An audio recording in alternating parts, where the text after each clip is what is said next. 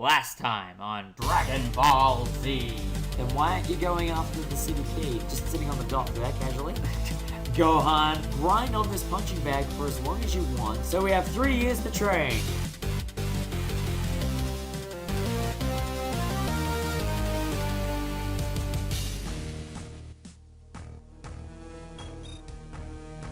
Hey guys, Sax226 here, and welcome back to Let's Play Dragon Ball Z, the Legacy of Goku 2. And so 3 years have passed. Gohan and Piccolo have both got stronger, and now can use their signature energy attacks, Special Beam Cannon and Masenko Arc. And it is fast approaching the time when we're expecting the androids to arrive on Amembo Island. First we need to pay a visit to Master Roshi before we head off, but after that, that is priority number 1. So we can change between energy attacks, and we've both gone up 1 whole level. Even stat balance against everyone, as well as now we have our first special energy attack listed for both of them. Masenko Ha, the signature energy attack that Gohan was taught by Piccolo when they trained before the Saiyan arrival, and Special Beam Cannon, the attack that Piccolo used to take out Raditz and Goku in the first boss of the first game. This is a big deal. Alright, enough of that nonsense. Also, I love the autumn change in East District 439. It is so nice, and I love the leaves going through everything. It's so good. Anywho, I love how it also affects the trees as well. That's pretty awesome. So first things first, we want to be heading to Master Roshi. We want to learn out what this training is, and also, we have a couple of people we need to become acquainted with. So, yeah! This is where that first game started, but I don't remember there being a gold capsule here before. Anyways, this is where the first game started, and you can tell the drastic difference. It was one thing in East District 439. This is a complete single map. Is that Bulma? Yeah, complete different map change. But to clarify, no matter how similar she looks, this is Marin. Marin is Krillin's ex-girlfriend from the Garlic Jr. saga. They start dating when the saga started, and then she just basically goes off with a couple of hoons in a convertible at the end of that arc, and then randomly just comes back looking for him when the android attack is about to happen. It's the dumbest thing of all the filler to ever go into the anime, and that's not even the half of it, but anything more would be spoilers. Great to see there's trouble brewing, I can tell. I love Turtle. I love Turtle so much. But yeah, if you talk to Marin, all she says is really stupid stuff about the fact that she misses Krillin, but at the end of the day, if you watch that arc in the anime, she made his life kind of agonizingly impossible. And scanning her is hilarious. Scouter analysis cannot detect brainwaves. Perhaps the scouter is malfunctioning. I will never get over how much I laughed the first time I scanned her. Also, Chatsu's here. Oh, you hit the nail right on the head. Also, Chaozu, as much as he has been training, Tien has advised he not participate in the fight against the androids. Oolong is Oolong. He has long since stayed away from battle since the events of Dragon Ball, and he's not going to sully his hooves whatsoever. So he's just going to chill here at Master Roshi's island. But Master Roshi, however, he can teach us a special melee attack.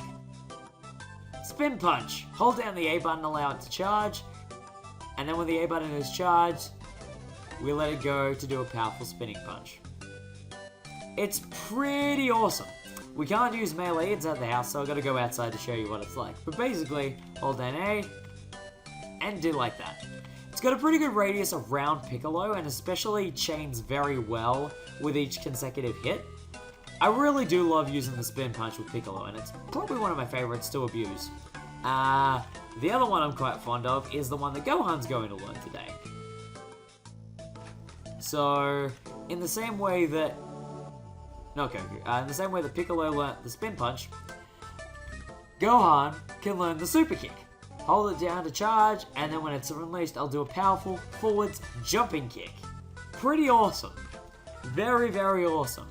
So with Gohan, I get a nice forward momentum with a couple of really heavy hits. I use the kick all the time, way more than conventional melee. And hey! A poster of the same woman who was on the third of the naughty magazines laying about Master Roshi's Island in the first game. Even though, to be fair, it does kind of look like one of the Red Ribbon Army operatives, but that's neither here nor there. Main thing being, now that that is all sorted, I believe we are ready to... I want to save after that though, just to be absolutely certain. Yeah. Now that that is sorted, we want to head to Amembo Island.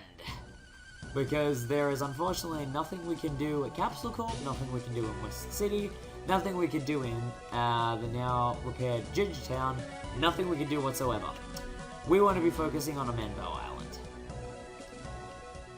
So here we are, and even Bulma's here, with the baby. We know who the baby is. Wonder if anyone's asked about the baby. There we go, Krillin asking about the baby. And Yamcha having to bow his head and accept the fact that it's not his kid. And then Goku basically botching the secret he promised to keep for Trunks.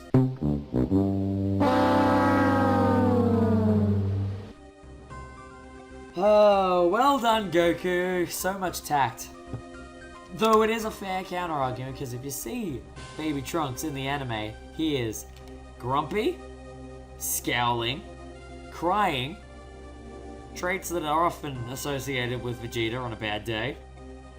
But the big problem was that Goku blabbed his name, and she hasn't discussed it with anyone. So he's just trying to pass it off as being psychic, and everyone else has just been like, wow, that's a weird combination, you two. Piccolo's asking, where is Vegeta? Because he's kind of like the second strongest asset we have. And apparently ever since Trunks was born, Vegeta's kind of been going through a bit of an emotional uncertainty. Not sure whether it means, am I a family man? Does this mean I have feelings for this Earth woman? Does it mean I have feelings for my potential only heir? Or are they a half human and insignificant to me? This, that, and the other thing. He's going through a lot at the moment, and it's really not sitting too great with him. So everyone's talking about how they're going to handle the situation. Bulma's hoping we'll be careful. Goku blabbing Trunks' name again. This time specifically adult Trunks. So great, now Piccolo knows. Good. Good, good, good, good, good. Well done, Goku. It was meant to be a secret. And yeah, Jirobe, well, no, just providing more Zenzu beans, and I won't say no to that. Absolutely not. As soon as the androids arrive, he's getting out of here. I do not blame him. Alright, don't even get to talk to you, Tien. He's just going to start talking. It's already after 10 o'clock, and there hasn't even been a sign of the androids. Well, I mean, like, that's the thing. What is the time? Wow, Yamcha getting all skeptical and judgmental. 10:15. I mean, given the rate that the buses run at here in Melbourne, that's actually a pretty fair time gap, to be honest. But Yamcha going on, continuing to be judgmental, an earthquake! There we go! And Piccolo spotted them. And now they've disappeared. Can't even sense their power levels because androids do not have an energy signature. It is completely synthetic, therefore their power level is non-organic and therefore not infused with chi. Which means they need to find the androids by eye, on foot, without flying. So, Yajirobe takes a hike, Bulma's gonna wait up here and wait for Vegeta, and we're gonna head down with the rest of everyone else down to Amembo Island and the town of Sasebo. And now we have to start looking around for the androids on foot, because that's a big, big deal. So far, nothing's out of the ordinary, and no one's standing out for any bad reasons. And then Yamcha shouts out, okay, getting the special beam cannon out. Okay, that's not good. Yeesh. So they've taken out Yamcha in what, as far as the games are concerned, is the first time that he's been the on the backhand of things. Krillin's taking Yamcha straight to Bulma because she's got the rest of the Zenzu beans. And now Android 19 and 20 are literally preparing to beat information out of us on how we knew that they were going to be here. Even if that means endangering the rest of the people in this town. We want to lead them away, and Android 20 here is basically seeing too many people are in the way. Let's dispose of them. And razes Sasebo to the ground. These guys are completely heartless. They have no emotion, no compassion, no anything. 19 is calculated, and 20 is just ruthless. And they are equipped with knowledge of each and every one of us. They know of all of us. We're in for a bit of a fight, that's for sure. Meanwhile, out in the depths of space, someone else is dealing with a different kind of crisis. That's an awfully familiar ship, and an awfully familiar theme, and an awfully familiar existential crisis. Kakarot came into the picture, and I was the greatest Saiyan alive. Kakarot is a demon in my head. I must fulfill the legend. I am the prince of all Saiyans. Vegeta is going through a massive existential crisis on top of his emotional indecision and uncertainty about Trunks and Bulma. I am the warrior elite. He is nothing but a low-born peasant. Why can't I obtain what Kakarot has been able to wrought? I have been training so hard and given it all I have and more. And then the theme changes. I don't care about being better than Kakarot. I don't care about being a Super Saiyan. I don't care about anything. And now we are playing as Vegeta as he attains the level of Super Saiyan. That's right. Third one for the game. Vegeta has now obtained Super Saiyan, and we have access to it at our disposal. Super Saiyan form can be activated when the yellow triangle at the left of the energy bar is completely full. Lasts for a limited amount of time, and basically it transforms the energy bar into a physical and power boost. So strength and power output is much higher, and we also get a bit of a buff to our endurance, which is pretty awesome. So we hop aboard the Capsule 3 ship, and then we arrive back at Capsule Corp. Vegeta's pretty certain the androids will have landed, so focus number 1, head to the southern continent to deal with the androids. Vegeta is level 18, which is exactly the same as what the other two are.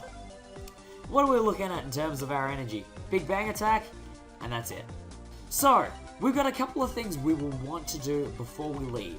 Main things being, actually check out the ship. Because we actually get to see the Capsule 3 ship on the inside. It's so nostalgic thinking back to when Goku was traveling to Namek in the anime. I do love it. But yeah, a scientist basically meets us out here near the world map and goes, after the Nameks left for new Namek, several were left behind. If we find any, please tell them to come back and we'll send them back in the Capsule 3 ship. So that's pretty cool. So that's opened up another sub-quest for us, so now we actually have reason to interact with any Nameks we come across. You may remember the one we saw at the Wastelands at the start of Gohan's portion. So yeah, we got that going on.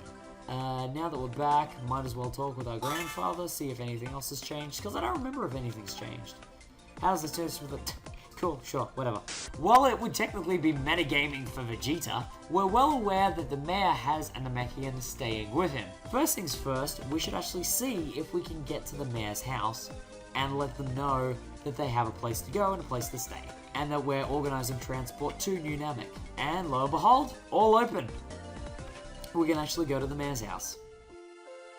So, there's a chest on the left side here, which has the Apartment B access card. I probably should have asked about that first, but wow, I thought everyone forgot about me. The mayor's been kind enough to let me stay here. Thanks. Aww, thank you. Thank you kindly. So that's one missing Namek back where they need to be. And another gold capsule, which is pretty awesome. Now that we've got access to the West City apartments, it is actually worth ducking down to them and that way. Yep, cool. Actually worth ducking down to apartment B and seeing if there's anything else in there that we can grab before we go. main thing is, if there's anything that's going to help us later down the track, it's good to do it now. So we'll head into apartment B, we'll flash our ID, and we're okay to go. Fantastic. So up the first flight of stairs, nothing of particular interest. Up the second flight of stairs, there's the strangest guy living upstairs now. Oh, let me guess, is he green? Is he green? And up at the last flight, there's a new Namek now. I thought we were all staying here. That's why I rented this apartment. Well, there we go.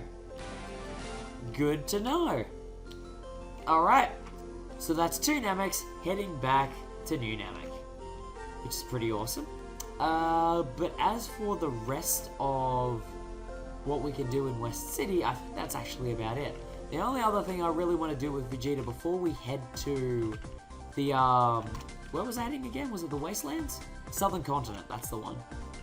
The last thing I want to do before we head there is going to be heading to see Master Roshi, because in the same way that Gohan and Piccolo have learned a new melee attack, there will be one for Vegeta as well. And I am not wasting the opportunity to learn that and make things a little more versatile. So, make our way over to Master Roshi's island.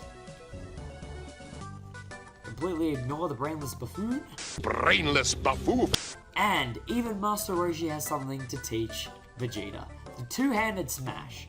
Probably my favorite named out of all of these special techniques. And it's pretty awesome, and it fits Vegeta pretty nicely as well. Charges up, hands either side, and then belts them smack over the head. So good, so satisfying, so Vegeta. It's pretty awesome. But yeah, the main things that Vegeta has access to attack-wise. So he has access to Super Saiyan transformation as well, and the two-handed smash now. His signature attack, Big Bang, has been built in. Fires a devastating blast of energy, and basically we can charge it so it gets bigger and bigger and bigger. It's pretty good. I find better use using it in combat rather than showing it willy-nilly. And the best thing about Super Saiyan is going to be the fact of I'm going to be showing it off liberally. It's going to feel like you're watching one of the movies. I am going to be using it so much, it's going to feel like I'm making it go out of style. But with all said and done, everything sorted, it's time to head to the Mineral Island. Happy music! There's nothing happening wrong here at all. It's time to head to the Southern Continent and meet up with everyone else. An age-old rivalry between the Red Ribbon Army and Earth's Special Forces is about to be waged. Who will emerge victorious? Find out in the next exciting episode of Dragon Ball